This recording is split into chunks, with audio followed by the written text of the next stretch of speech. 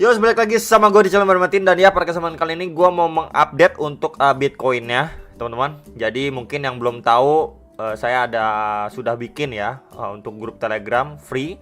Jadi kalau misalkan kalian mau join, bisa klik link di deskripsi bawah video. Ya, jadi grup Telegram free dari saya cuman satu itu saja.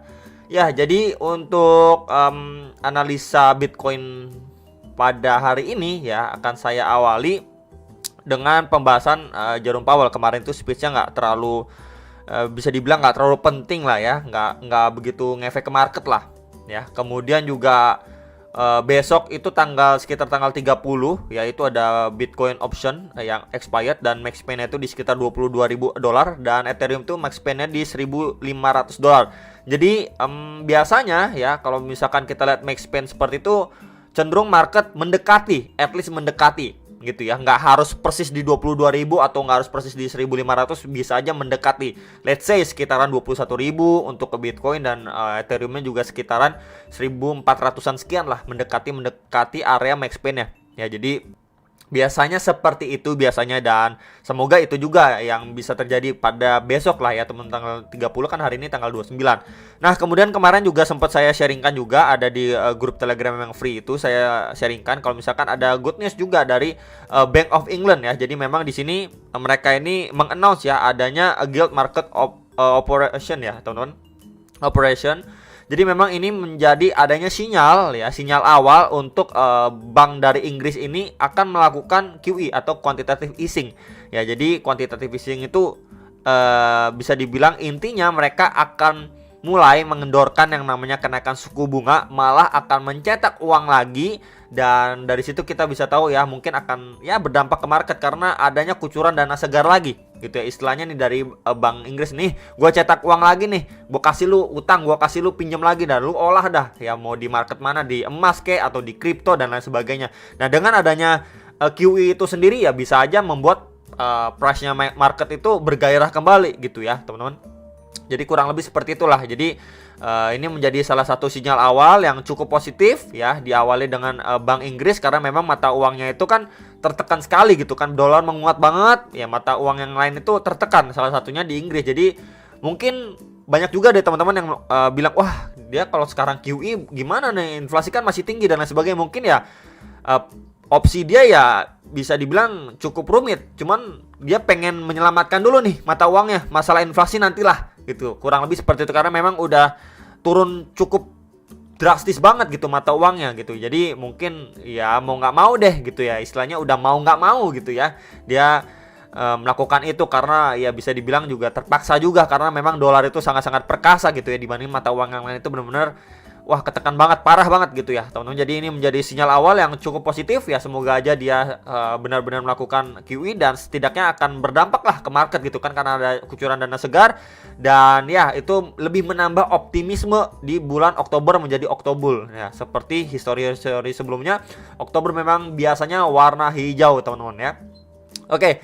Next, ini akan saya awali dengan DXY ya secara teknikal.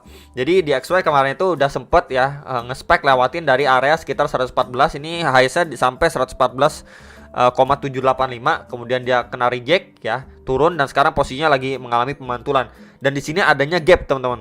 Ya, di sini adanya gap. Ya, ada yang nanya mungkin ya, di sini gap itu harus gak? Ya namanya gap gak harus tertutup, tapi bisa aja ada indikasi dia menutup gap. Jadi let's say ya ketika memang dia udah drop dari sini, kemudian dia mantul pun ya mungkin at least cuma ngetes lagi di area resistennya, kemudian dia untuk melanjutkan penurunannya lagi. Untuk kita bisa lihat mungkin ya ada yang bilang oke, itu di situ nutup gap ya, di sini gapnya itu di sekitar 112,8 ya, sekitar area situ, untuk dia bisa drop lebih dalam, ngetes next support ya di sekitaran 111,8 sampai 112,2 ya untuk di XY-nya. Jadi bisa aja skenario itu yang terjadi, dan mungkin akan saya extend sedikit ya untuk merimain teman-teman ya. Ini menjadi area target koreksinya dia, dua area sini ya, sekitaran 112,1 sama satu lagi di bagian bawah sekitar 110.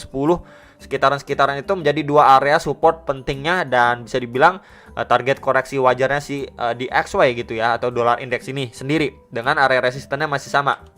Jadi kalau misalkan seperti yang skenario itu yang tadi sudah saya sampaikan, atau bahkan dia bisa drop sedikit lebih dalam lagi, wah ini bisa aja membuat ya setidaknya market crypto lebih naik lagi lah, kurang lebih seperti itu. Ditambah juga dengan besok ada max pain juga yang expired ya, sorry maksudnya ada juga Bitcoin option expired dan max painnya di sekitar $22.000 gitu ya. Next ini untuk si USDT dominance secara time frame 1 jam. Jadi terakhir kali dia sudah nge-spike, cuma di sini kita bisa lihat juga ya adanya double top juga ya di atas box warna merah. Ini menjadi area resisten yang kuat juga sekitar 7,65 sampai 7,7%-nya ya. Kemudian dia sudah koreksi pun ke garis warna ungu ya di sekitaran 7,5% dan sekarang mengalami pemantulan. So mungkin untuk jangka pendeknya akan saya pakai bantuan kakek Fibo dari swing high. Sorry bukan ini teman-teman ya, salah coy. Ini ya. Dari swing high ke swing low-nya dia yang terakhir kali, maka ya dia ini posisinya sekarang ini ya lagi ngetes di retracement 0,3-nya. Ya, ini ada beberapa golden ratio ya, kita bisa lihat. Yang sebelumnya di sini juga menjadi area support and resistance juga di sekitaran 7,58 sampai 7,62. Jadi let's say kalau misalkan dia dari sini mantul pun untuk sekedar retest ya, ini adanya skenario dead cat bounce pattern untuk dia bisa melanjutkan penurunan lagi ke next target support di box warna hijau yang dari kemarin itu mampu menahan laju koreksi atau penurunannya si USDT dominance itu di sekitaran 7,29 sampai 7,35%. Jadi kalau misalkan ini yang terjadi, maka sooner or later kita bisa melihat Bitcoin ngetes lagi ke kisaran 20 ribuan dolar. Ini sangat possible kalau skenario ini yang terjadi teman-teman ya. Jadi bisa diperhatikan terlebih dahulu untuk beberapa target krusial kenaikan pada USDT dominance-nya. Next ini untuk Bitcoin secara daily time frame ya. Jadi secara daily time frame dia cuma tersideways aja ya, sempat bikin tail candle ke atas, kemudian next day-nya lagi tail candle ke bawah. Jadi benar-benar sangat-sangat fluktuatif banget. Tapi at least dia cuma tersideways aja di range area sini. Jadi range-nya itu lebih besar. Kalau misalkan sebelumnya pada Agustus itu range-nya kecil di sini teman-teman ya, di sekitaran 19.500 sampai 20.400-an dolar. Kalau sekarang ini range-nya lebih besar.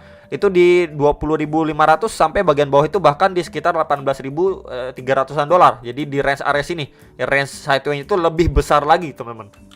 Ya jadi nggak ada bisa dibilang apa ya, pergerakan yang bergairah atau bagaimana lah, karena kita bisa lihat ya ini bisa dibilang untuk squeeze atas dan bawah ya, untuk leverage dan lain sebagainya gitu. Tapi buat teman-teman mungkin yang jangka pendek scalping ya mungkin udah seger gitu ya, asal turun ya beli, asal udah naik dijual lagi dan lain sebagainya. Cuman kita bisa lihat intinya dia hanyalah tersideways sampai nanti kita melihat antara break salah satu teman-teman, either dia benar-benar break area krusial ini di sekitar 20.400 20.600 dolar, atau dia malah terbreakdown dari box warna abu-abu ini yang sebelumnya mampu menahan laju penurunan atau koreksi si Bitcoin beberapa saat yang lalu gitu ya. Jadi palingan tinggal itu aja dah untuk si Bitcoin. Cuman harapannya menjelang akhir bulan dan juga menyambut Oktober, semoga benar-benar Oktober untuk dia bisa lanjut relief rally lagi ya, untuk ngejar beberapa target resisten terdekatnya. Next ini untuk Bitcoin secara time frame kecil 15 menit ya teman-teman. Jadi kita bisa lihat di sini ketika dia kena reject di sini nggak mampu naik lagi, langsung dihantam gitu ya, sampai ke lowest itu di sekitaran 18.470 dolar dan sekarang ini lagi struggling teman-teman. Sideways di area sebelumnya menjadi area resisten yang kuat ya, di sekitaran 19.400 19.500 dolar. So ini mungkin akan saya geser dulu sedikit teman-teman. Ini juga akan saya mundurin sedikit dulu. Maka seperti biasa ya, menggunakan bantuan kakek Fibo dari swing high ke swing low-nya dia. Maka yes, kita mendapati beberapa golden ratio. Dan ya ini precisely dia fake, bukan fake ya, maksudnya false break terhadap retracement 0,6 atau sekitaran 19.656 dolarnya. Dan sekarang ini posisinya dia cuma tersideways aja ya, di antara 3 golden ratio ini. Kita bisa lihat ya, range-nya dia cuma tersideways aja di kisaran sini. Jadi kalau misalkan at least untuk si Bitcoin yang nggak ada rejection keras ya, dia malah membuat range dan sideways di kisaran ini, adanya probabilitas cukup besar untuk dia bisa at least melanjutkan penguatannya untuk ngetes lagi nih di area resisten kuatnya di box warna biru ini, yang sebelumnya aja coba lewatin aja nggak kuat, akhirnya dia dibanting lagi teman-teman.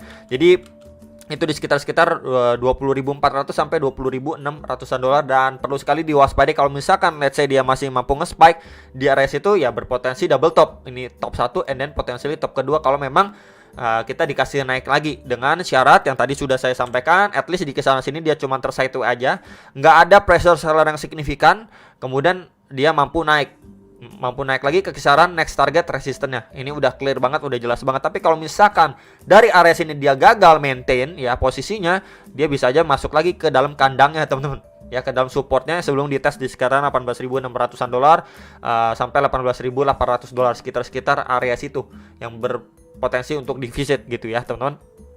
Jadi so far masih oke lah, dia cuma tersatu di kisah sini untuk ya semoga harap-harap dia bisa melanjutkan penguatannya lah gitu ya. Ini beberapa gold ratio akan saya sebutkan seperti 19.200, 19.430 dan 19.656 dolar untuk si Bitcoin secara jangka pendek ataupun time frame kecil, yaitu time frame 15 menitnya. Jadi palingan itu teman-teman untuk pembahasan beberapa hal yang lumayan menarik ya untuk market crypto. Semoga kalian bisa terbantu dengan adanya informasi ini. Lakukan kembali untuk analisa kembali ya teman-teman sebelum make decision atas transaksi kalian masing-masing. Itu aja dari saya. Semoga bisa bermanfaat dan sampai jumpa untuk next video. Salam profit.